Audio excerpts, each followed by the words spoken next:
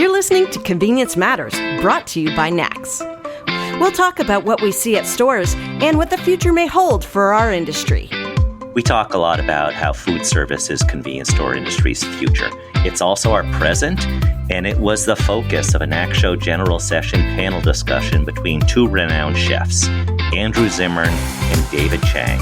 They shared their love for the industry, they shared some tips for how you can advance your food service, and it's well worth a listen. Enjoy. Thank you for joining us this morning. We're super pumped to sit down and chat all things food, convenience stores. We'll go a little bit beyond that. We'll talk about community, tales in the kitchen, some behind the scenes things as well. But to start, why don't you share with us, Chef Zimmern, how you got into this business, many years ago. Give us a little bit of your background. Oh gosh, I'm old, so it started a long time ago. It's the typical chef story. I love food. I came from a family that put a premium on food and travel experiences. My grandmother cooked for 20 people every day out of a tiny little kitchen in a small little apartment in New York City, and I was fascinated by it. And I think that very early on in life, I found a great joy in making something, putting it in front of someone else, and seeing their reaction. And at a time when I was, 14 years old, and I found out I didn't get allowance anymore, I went and got a job at a restaurant, and the rest, as they say, is history. I've never not been involved in food ever since then. Nice. So when you were 14, what was your first position in a restaurant? Oh, well, I begged my parents to do it. They said no. I called my godmother, who owned the restaurant, a little seafood restaurant in Long Island. And my father had taught me to shuck clams so that he could have a scotch and soda and have me be his, clam shucker at 4:00 in the afternoon during the summer. And so I knew how to shuck. So I shucked and peeled vegetables and eventually learned other things so that the next summer I could start to rise the ranks. And, I was young and I was fast. I had some talent at it, but then I was in a position to learn things from some amazing people. Nice. Chef Chang, how'd you get started? My dad spent most of his adult life working in restaurants when he came to this country. And he wanted to make sure that I would never work in restaurants. But like Andrew said, you just sort of many times just fall into it because I wasn't good at doing anything else. So much to his chagrin, that's ironically where I wound up. And even though he was in the restaurant business, I never saw him in the restaurant business because he was always working and I was much younger, and then he got out of it. And, I didn't have this, calling per se, right? I tried to do everything in my life to not cook, and then just sort of that siren song was too strong. And what I realized is being in the kitchen is, and I mean this in the most loving way possible, it's full of weirdos. It's a pirate ship. It's a pirate ship. Right. And I'm very competitive and I like team sports, and it sort of satiated all of these things that I didn't know was possible. And as Andrew knows, because he worked under some of the very best too, like when you put on your whites and you're in the kitchen and all of a sudden this ragtag team of people that couldn't tie their shoes before service started, they're now like brain surgeons or treating it as such. And I love that intensity. And I never look back. Yeah, that's a great analogy. It's a single sport, but also it's all about the team, because without everyone around you, you won't get to that finish line. So did either of you think that where you are today, like when you first started, did you think you would land where you are today? Absolutely not, because I was one of those weirdos who had finally found the one place that I felt comfortable, right? And by the way, for most of my life in kitchens, age 14 to 30, I was an active addict and alcoholic. I sobered up when I was 31. So the kitchen was also a really great place to hide. It existed on my schedule. It wasn't necessarily 9 to 5. So I really had a very short viewpoint on where I would fit in, where I had a future. I don't want to say I didn't think I had any at all. Sure. But certainly some of my, behavioral issues would give you that indication. But then once I sobered up, things changed immediately. And, one of my gurus said, you got to have, don't dream it, put a date on it and an action plan behind it, and make it your mission to get where you want to go. And at that point, things got a little bit more intentional, but you never say to yourself, oh yeah, I'm going to be, sitting here in front of a bunch of people and someone's going to ask me, did you ever think you'd get where you are? Absolutely not. Until today, when I asked you. That's true. Right. How about you? I suppose the same answer, right? Absolutely the same. Yeah. I mean, we were talking about a couple of our close friends in the business and how just a few years ago, none of us thought any of us that are sort of in the known would have even be in these positions whatsoever, right? Andrew's doing stuff that's not just sort of media related. Andrew's always doing stuff to help the community out. We're multifaceted in what we're doing, and it sort of makes sense if you understand the culinary profession, because what makes a cook so wonderful is that it is multidisciplinary. You're doing science, you're doing business, you're doing artistry, creativity, teamwork, communication. So it makes sense that someone like Andrew and our other friends are doing so many different things, but I just never thought it would be at this scale talking to, Sure. Yeah, I mean, you listed a really cool, interesting group of skill sets that chefs have. And when I'm talking about it, you're 100% right. I don't mention those. I always, there's a whole other bunch of attributes that I talk, right? We're at the nexus of, immigration issues, healthcare issues, pay equity issues, gender issues, and we are business persons. People don't look at restaurants and say, well, that's not really a business, you're feeding people. Well, no, that restaurant grossed $5 million. It's a $5 million a year business, or a 6 or a 7, or maybe it's a $700,000 a year business. But that's a viable business that provides a life for the people who work in it and on it. It's a very interesting place to stand when you're in a kitchen, because you see all of these issues up close, from hunger to how to grow a business. It's an incredible place to be. Yeah. And I'd add, chefs, we work in restaurants, but we also work in places that are convenience stores or places where transactions happen. And I like to think of them, and this sounds ridiculous, but I do believe this, whether it's a restaurant or a place where you're getting gas and a Slurpee, these are cultural banks, right? This is where information actually exchanges. When you talk to a friend, you bump into something, you find a product that you didn't know was here, and then you eat it. And it's just something that is, you couldn't have a community without these things. And that's why we're in so many areas of culture. You nailed it. You then get to have an emotional transaction. Right? Yes. Yeah, it's a financial. I walk in there and I've got my wallet. Did I take my wallet out of my bag? I'm going in. I want to get that Slurpee and a hot dog, right?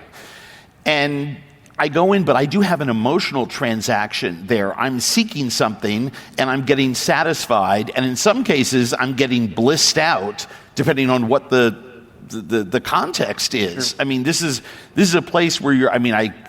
I don't want to use too many metaphors, but you're literally going there to power your journey, right? If you're getting gas at a convenience store that happens to have a gas tank outside of it, and you literally are powering your trip.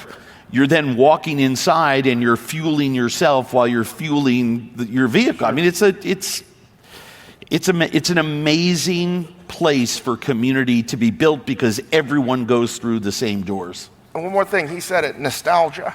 Right? We were in the floor yesterday, and legitimately, I was like, this is heaven. Heaven. This is Valhalla. This is amazing. Because usually you go to conventions and you're seeing new things for the first time, but you don't have an emotional connection to them yet. Right. Yesterday, and I hope to see it a little bit later today too, you're seeing brands that you've grown up with and products that you're familiar with. And I was intensely happy yesterday. Intensely. And by the way, running. I mean, this was not pretend. I mean, we were running to things because you see a brand you like and you see a new item there that you're like, oh my gosh, I have to try that. The emotional fulfillment gauge was filled up yesterday. And his brands that he ran to were very different than my brands. And we did have some overlap on some of the brands that we both loved. Yeah. And that's amazing. Yeah. It's a very personal experience that can work for a lot of folks, right? To your whole point. So let's shift to C-stores a little bit. We've been talking about that. Give me some of your insights, or the rest of the crowd here, on how C-stores can get their customers to see themselves as a destination for food. Don't they already? How do we elevate it even more? Well, I mean, there's always brands in the C-store landscape that are pushing the envelope, and when it comes to food, not only broadening the choices on packaged goods, but are also broadening the choices on quick serve foods, right? And that, I think, has probably been the biggest growth in the last decade for me as a customer. I mean, I'm actually in these stores all the time. I used to make a lot of international television. Starting with COVID, that all stopped, and I'm in a van going around the country making TV here in America and spending a lot of time in C-stores. And it used to be, oh my gosh, can't wait to get to Louisiana because there's going to be, Cracklin's, there's going to be Boudin, and there's famous, convenience stores that have been around for 80, 90 years, famously creating a desire for the community to come in and eat those foods. Now, I go everywhere and I see the exact same thing, and the lure of food, the pull of food is very, very, very, very powerful. People know that you're going to be able to get a little bag of cookies in a convenience store, or for those that do, a pack of smokes or whatever it may be. But at the end of the day, when you walk in there and you smell pizza, you smell tacos, you smell fried chicken, you smell something that turns out to be ramen, which I've seen, orange chicken. I mean, David has spent a lot of time in Japan, and so have I. The Japanese model for I've eaten foods in Japanese convenience stores and gas stations that's better than the Japanese foods that exist in Minneapolis. I'm being fully honest. So the growth opportunity is there. People love and know what quality is. As long as you put it in front of them, they'll respond. It's a matter of time, right? I think that there are some convenience stores and C-stores that are just so good, and whether you can get a fried chicken there or there's personalizations there, but I think as a whole, this is going to happen. It's just a matter of time before when people go to Japan or Asia, they see the convenience stores there. It's part of their culture where they can buy everything. It's not strange to somebody like, I'm getting some groceries there. Sure. I think for a lot of people, not everybody, I think this is the disconnect. Some people you tell that to, everyone's like, no problem. If you tell somebody in like New York City, they'd be like, what are you talking about? And I think that disconnect is going to disappear over time, where that's how we're going to judge ourselves, that we have a great food culture when great food is available at every price point, at every place of convenience, because it has to happen that way. Sure. Yeah, it's the full package, right? Look, there are 5 or 6 huge fast food brands, right? Why should they have the lock on hamburgers, fried chicken, tacos, hamburgers again, pizza? Yeah. And I don't need to tell you who those are, right? So it used to be that you would drive and you would see on a little sign on the highway that one of those brands, Arrow, and you'd get off and say, oh, honey, we need to get lunch.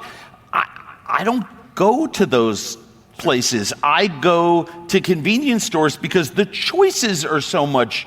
But I live in Minnesota. You drive around the 5-state upper Midwest region, there's some epic places to go in and grab something to eat that is infinitely better than visiting, the Colonel or the Clown. Sure. And God, I hope they're not in the room. And we're all working really hard to keep changing that, right? I wholeheartedly agree. So when you are on the road, what is like that one snack or that item that you're always going after? Is it sweet? Is it salty? Is it peanut squid balls? Are those over here on the state side yet? They're coming, and they're delicious, and you shouldn't poo-poo them. I'm not. You tell me about them. I'm not saying it's going to be your biggest seller next week, but it is going to be a big seller. You know, I'm a savory guy. Okay. It doesn't mean I don't like an ice cream cone or a Slurpee or an ice cream sandwich out of the freezer coffin. Sure. But I'm savory, and my biggest turn on is when I'm in the South and it is regional and there's a place that's frying chicken livers and I see someone's grandmother behind the counter and I'm like, yes. And everyone is like, why are you getting chicken livers on me? Because they're blank and amazing. Right. So yeah, I'm savory. And you heard me up in there. Gas station pizza is what brought me to the party generations ago. I mean, I just love it when it's good. And, the fried chicken offerings, taco offerings. I mean, look, when you're in the Southwest, you can have a really good Sonoran hot dog in a C-store or a better breakfast burrito. I mean, I would stop when I'm in Phoenix. There's a place about 15 minutes past Scottsdale that has a big parking lot, and it's a place that a lot of folks go to look for day jobs. And they've let a family lease the space in the back of this C-store. It's independently owned and operated, and they are making homemade chorizo breakfast burritos that there's a line out the door for. I mean, have griddle will go. I mean, now I want it's breakfast. Now I want a chorizo breakfast burrito. Yeah. Anyway.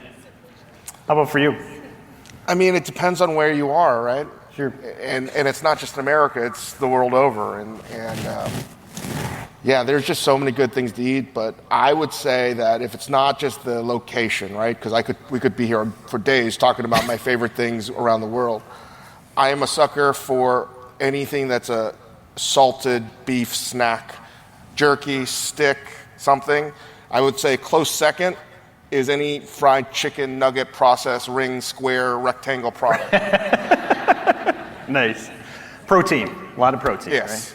Right? Perfect. So thinking about C-stores, we've been talking about how they are starting to take share from QSRs, and we want to be in that same realm. When you're thinking about flavors that are trending and trends coming over from outside the United States, what are you all seeing that we can latch onto for some new menu items or new flavor trends to bring to that C-store?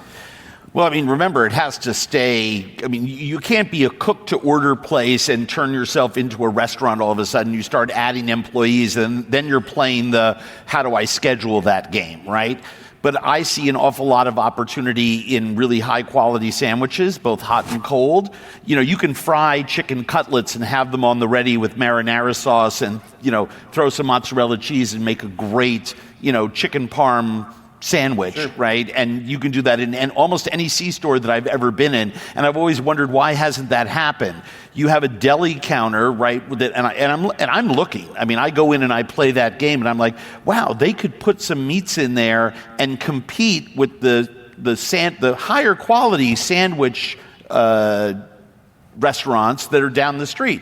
I think those are some really basic things. Obviously, I think everything from the Asian food world is now becoming much more mainstream. Vietnamese flavors, Korean flavors, Chinese flavors, Japanese flavors, Thai flavors, where I'm from, Lao flavors. And as this becomes more mainstream, you start to get into this world of bowls, which I think is something C-stores can compete in. And why shouldn't a C-store be able to do what Sweetgreen does? There's really no reason, right? It's all a factor of growth and what you're able to pump out of the X number of square feet you have for storage and for putting out the food. Okay.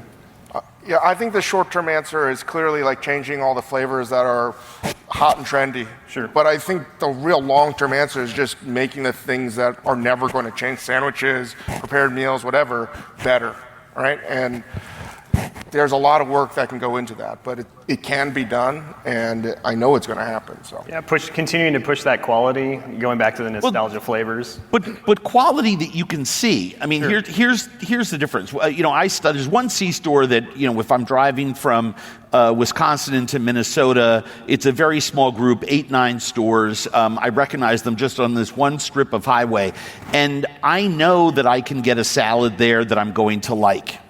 And I can't say that about every C-store I'm in. Sometimes I look and I see the pre-made salad and I'm like, ooh, they bought that pre-made salad from someone else. This group just says, well, why can't we just chop some lettuce and cut some tomatoes and make 10, 12 of these bowls and hard boil the eggs ourselves? Because I can tell the difference visually between the one that is purchased and the one that's cooked in store.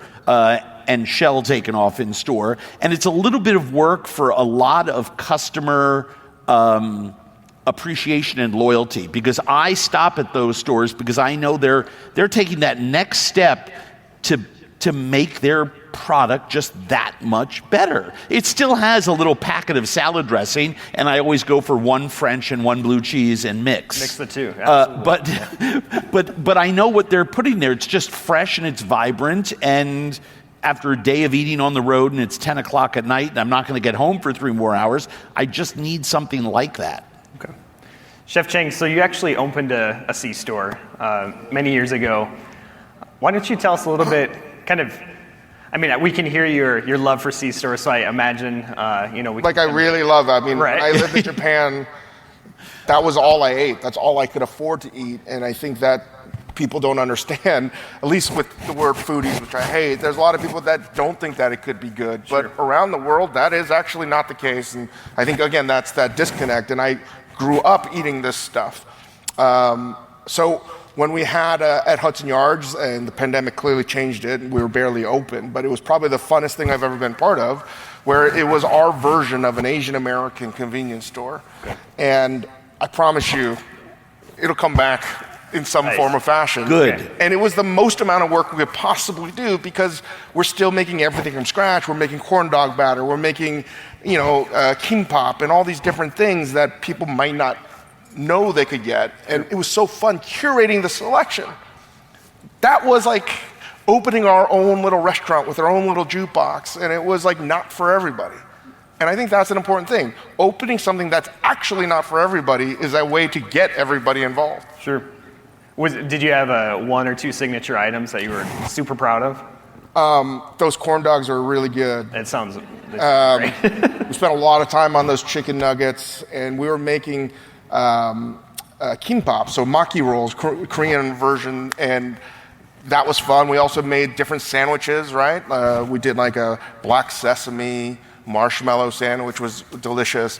And even the famous egg salad sandwich from Japan, that was great, and that just shows you those little things. Because I'm the one that told Bourdain about it when we were in Japan. He was like, no way this is good.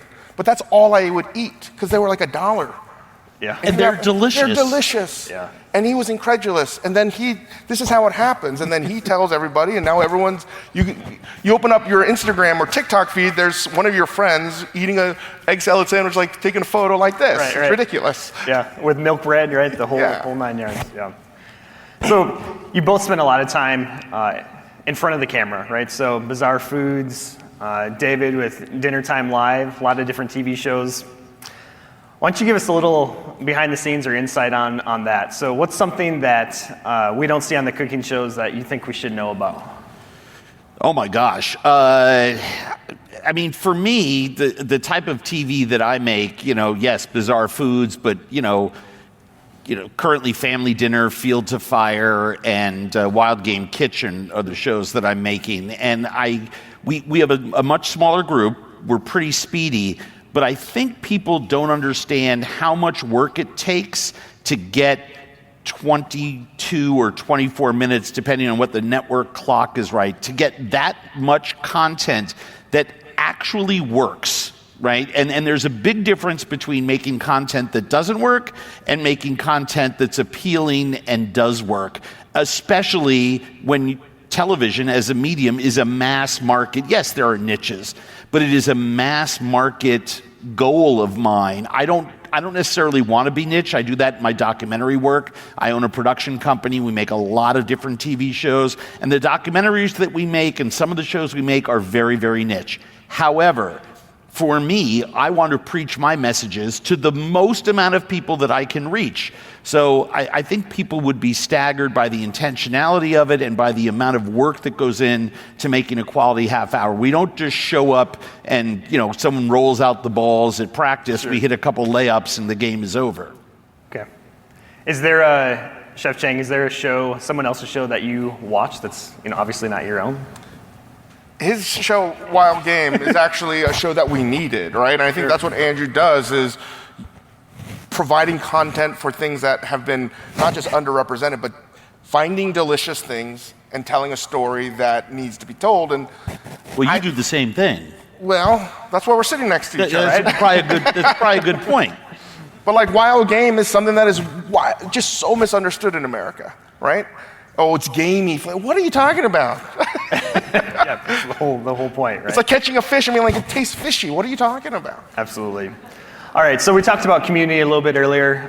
You both are very involved in food philanthropy, and you've got a lot of initiatives there. C-Store is a huge part of the community, as we were saying. Give us just a little insight into both of your initiatives so that we can follow along and take part in those missions. Well, go to andrewzimmern.com and just click on my partners page. There's 15 different nonprofits that I am associated with. I'm either on their board or actively work for them. But the big ones for me are the International Rescue Committee, and I do global refugee work for them, and World Food Program. I do a lot of work with them. I do work with World Central Kitchen. So there's really no one that I won't align myself with unless I feel that I can't contribute and someone else is better suited to it. Sure. I don't want to be the best at something. My goal is to be the only at something. I think David is an only, right? That's the kind of person I look at and I say, wow, he's always 100 yards ahead of everyone else because he's seeking to be the only. And so when I help, I want to make sure that where I'm going is a place that I can be additive to. So I do a lot of work in that area. I'm getting older, so I'm trying to focus more on that stuff. Sure. Okay. All the food banks and the things that are in our community, but instead of focusing on creating something on my own, I want to focus our good friend Chris Shepard of Southern Smoke. That's been especially post-pandemic and pre-pandemic, that was my charity that I wanted to focus on, because the only national program that supported cooks in the industry and people in front of house. Giving Kitchen, I'm on their board. Sorry. They do that too. Apologies. No, not at all. But it's funny because internally, and it really speaks to the question, Southern Smoke, and I love doing stuff with them. Chris and Lindsay have done an incredible thing there. Anything that helps food service workers, I'm showing up for. Sure. What's amazing is that Southern Smoke in 3 years is way more has a national reputation. People don't know about Giving Kitchen because they've not done the same job at marketing themselves, right? So to your question, if you exist in the community with your stores, you should be aligning with stuff in the community, even if it's supporting the local softball team, right? Great missions, and I wholeheartedly agree. Convenience Matters is brought to you by NACS and produced in partnership with Human Factor. For more information, visit convenience.org.